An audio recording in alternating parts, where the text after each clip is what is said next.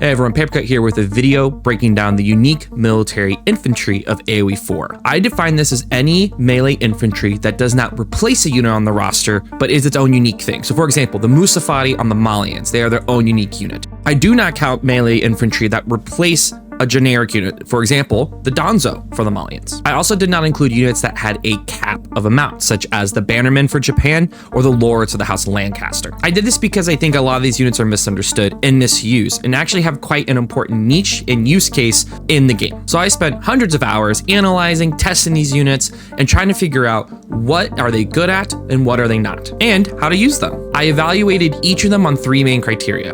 Frontlining, your ability to fight in a bigger fight, taking on the melee unit in front of you and holding on against range units. Raiding, which is chasing down villagers and delaying eco. And defending, holding out against a larger push. I'm considering each unit in all phases of the game, Feudal, Castle, and Imperial, for their grade in each category. So we'll use this rating system to figure out what is the best use of each of these units, and also in general, which one we think is the best. Let's get started. First, the Musafati. They play the role of the anti-armor unit for Malians, though in practice it's usually just against meta-arms. The unique stats to focus on is their movement speed at 1.375, their cost of 75, and their DPS, making them faster and cheaper than most melee units. Musafati also have a great cost per DPS provided, and are a surprisingly powerful unit with good health for their cost, best used in mass to overwhelm and tear apart opponents' units, both armored and unarmored alike, because in testing, they bested every other melee unit I put in front of them outside of the Onabagation and the Lynch Knight, and only did better as they aged up and beefed up. While raiding, their 1.375 movement speed puts them faster than even a wheelbarrow villager at 1.28, allowing them to chase down villagers who have gone wide for resources. A key part of raiding is how easy the raiders are to kill though. Musafati can outrun everything but Cav, and Musafati will kill Cav at a cost-to-cost basis, so your opponent will need to send enough raiders to actually win the fight. Overall, let's go check what the Musafati earned on their grade card. Frontline, B. Cheapness and damage make them great against melee cops, but if the one has archers, they will start to struggle. Pairing them with Sofa that can dive ranged produces great results. Raiding, B. Vills will fall to them, and the opponents will have to send a lot to chase the raid, but towers or TC will quickly end Musafati unless in extreme mass. Defending, D. Choke points are all about one-on-one beef. This is where the Musafati is at its worst. It needs a massive Musafati and a lot of space to work with, so that mass can then overwhelm the opponent. On top of that, defenders also face mass range or siege a lot of the time, which makes Musafati not great. Overall, if you're being aggressive and all over the map, Musafati is a great unit to use that I feel is often slept on from the Malian roster, as they go from fighting mid-map to raiding effortlessly, provided you have built up the numbers to make them effective. If you're only using a few Musafati, you won't really see much effect from them. The Hospitaller Knight.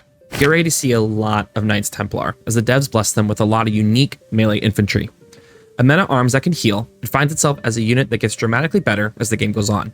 The key stat to notice for them when compared to a normal meta-arms is their greater health, more movement speed, and their cost, which is cheaper than a meta-arms. This makes them overwhelmingly better than any average meta-arms. Plus, as I said, they can heal. With a lower armor in Feudal with 2 melee and 1 range, you see them struggle to hold up in combat in Feudal. This gets remedied in Castle as it gets bumped up to 3 ranged and 3 melee, and their health gets notched up to another 30, which is also improved even more in Imperial. What does the report card say about the Hospitaller Knight? Frontline, B. The Hospitaller Knight grows in value as a frontliner as the game goes. If you can micro the heal well enough, it allows you to keep units up longer and heal before another push, keeping your army larger. Early game sinks their ranking though, as an archer mass will quickly cut through them until they beef up in Castle and Imperial. Matching them with horsemen in Feudal is a really nice combo, but can be food expensive. Raiding, C. While a faster movement speed gives them a bit more raiding potential than the average meta-arms, they are still slower than a villager. They can hang around towers though using their heal, meaning they can at least idle villagers and force opponents to send units to kill the raiders. Defending, A. The Hospitaller Knight, I think, has a lot of utility and a playstyle where the fights are happening in chokes, near keeps, or sacred site, as Knights Templar loves to do. This will often give them the bonuses, but the healing also means that the Hospitaller Knight, not in combat, can heal those in front of them while they're fighting, and then fight as they need to. This will require some micro, but brings a sneaky amount of utility. The range armor increases, and high health as the game goes on also helps a ton. Overall, as a meta-arm style unit, they play a really interesting role of a support unit that has enough beef to take to the fight themselves. After Feudal, they really start to shine, and used in a more defensive role around sacred sites, Hospitaller Knights have a strong niche as a cost-effective defensive powerhouse. The Landsknecht. One of the few area of effect damage units in the game, the Landsknecht is a classic glass cannon. High on AOE damage, coupled with abysmal health, no armor, but above average movement speed. As I dove into this unit though, it hit me, people do not use this unit enough. Let's talk about why and how they could best be used. First, I will say everything I say about the Leshnik applies to the Gilded Leshnik as well. They are basically the same unit, with the Gilded Leshnik being a beefier version. Overall though, testing bore out the fact that the HRE Leshnik is a superior version, for two big reasons. One, the HRE bonus movement speed means that the Leshnik for HRE can actually act as a more effective raider than the Gilded Leshnik. But second, it's always better to have more of the Leshnik. So an HRE Leshnik is half the cost of a Gilded one. If you have two, you're doing more area effect damage than just one Gilded Leshnik. So it's just better to have more, and it bears out in the testing and the fights. Leshnik are not a full army unit. They are too expensive compared to their health and armor, but used situationally can provide a lot of amazing value. Frontline, C. Expensive to mass means they are a poor frontline unit. What saves their grade is that they're used as a support unit to add damage with other units mixed in, such as men-at-arms, which will force your opponent to target fire their ranged, increasing their micro load. They also dominate pure melee comps as they beat every other melee unit except for the Anabagesha in a cost-by-cost battle. Rating, B. This is where I think the Leshnik is criminally undervalued. Leshnik shines in small engagements without range attacks where their AoE damage can be maximized. With their fast movement speed of 1.38 because of the HRE bonus, as a reminder, OTD do not have this.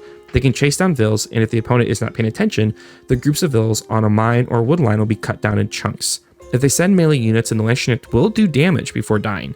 If they send archers or crossbows, a strong micro player can run them away out of range. Defending, C. What saves this grade is that in a choke, Leshnik can deal out damage to multiple units.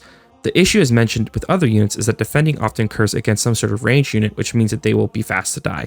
You will often be better served massing men-at-arms, tanky, or spears, which are cheap, to hold chokes.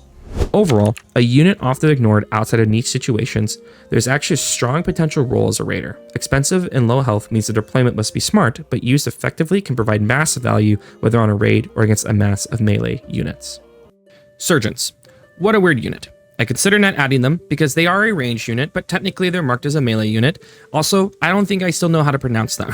But I don't know, man. It's just what it is. Let's get into it.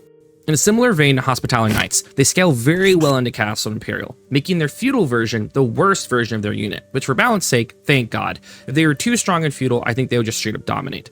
Since as Knights Templar, you can't have both Surgeons and Hospitaller Knights, it's also interesting to compare them directly. The stats to focus on for Surgeons is their health, armor, and attack speed. To summarize, their health for cost is one of the worst in the game. On top of that, having no ranged armor but for melee makes it very obvious how to counter them. Lastly, their attack speed is very slow, leading to an awful DPS. The reason this occurs, of course, is that they have a ranged attack, but it makes micro them vital, but their slow attack speed makes that micro feel really bad in general. They beat archers on a cost for cost basis, but the issue is that they are expensive and archers are cheap and much easier to mass. Let's just get to the grade card before I lose my mind about this unit. Frontline, B. With the 4 ranged armor and ranged attack, they actually win a lot of matchups against other melee units in feudal, and they barely lose to knights. Their weakness in feudal is cost and production time, but as the game goes on, that becomes less of an issue. What stops them from reaching an A is the lack of ranged armor really hurts them as the game shifts to a more ranged mass battle in the mid to late game. Rating, C. Average movement speed and low damage means sniping vills can be difficult. They do great damage against buildings, oddly enough, so if you have enough, you can kill a tower quickly and get the villagers inside. Villagers won't struggle getting away from them though, if they have wheelbarrow.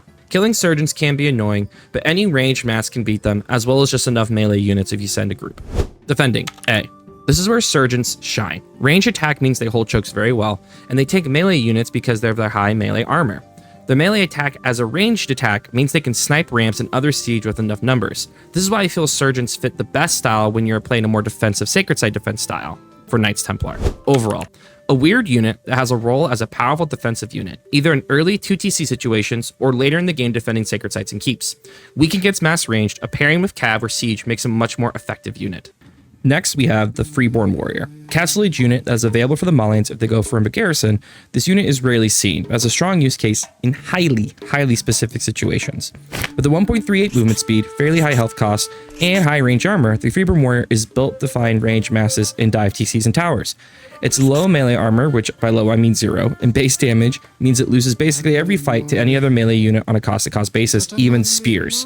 This explains why they are rarely used, as they are not a frontliner, and adding them during an average game scenario won't win much. And what I mean by average is like, you're both hitting castle, you both already have a mass. Adding Freeborn Warriors to that, they usually get smashed unless your opponent is just pure range. So let's dig into the idea and get with their scorecard. Frontline, C.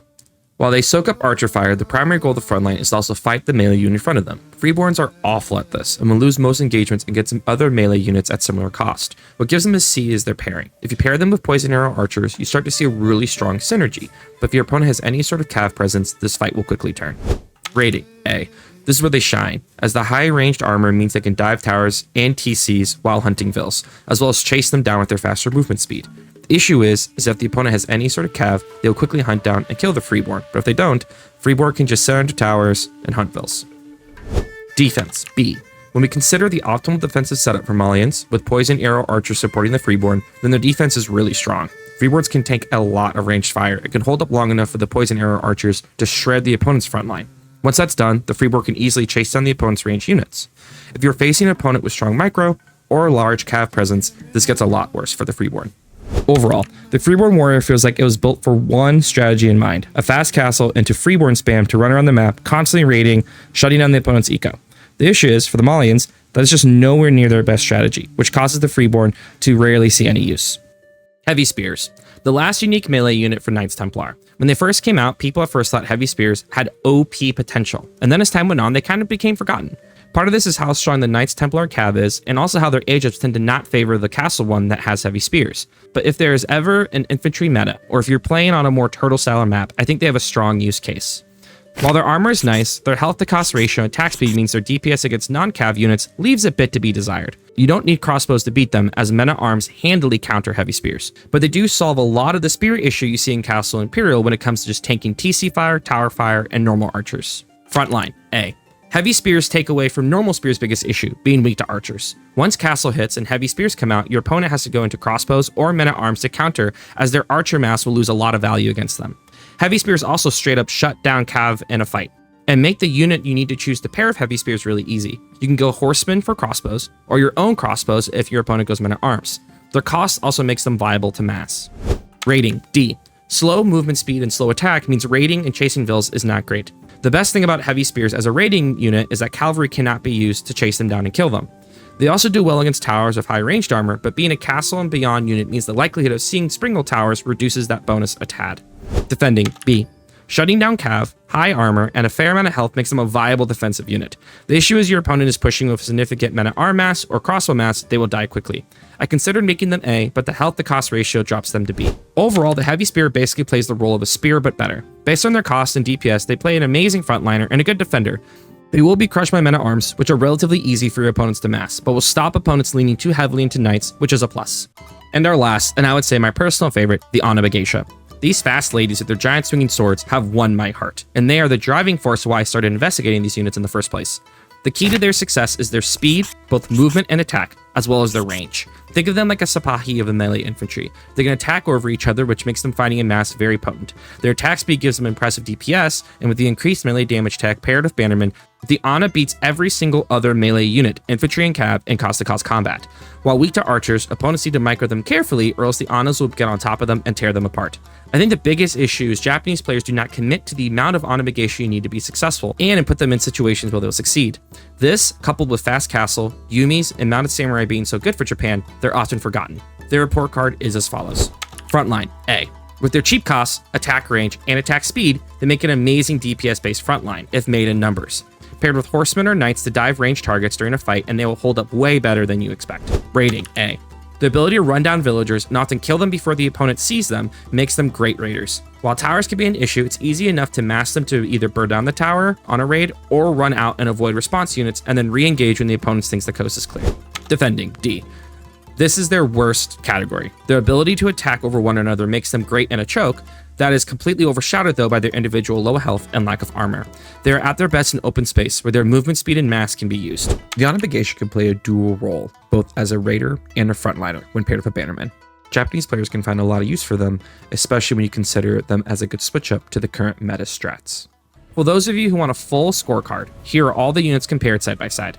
Thank you so much for watching this video all the way to the end. If you'd like to see more content by me, check out my YouTube membership or check out my Patreon. Both will have the same videos.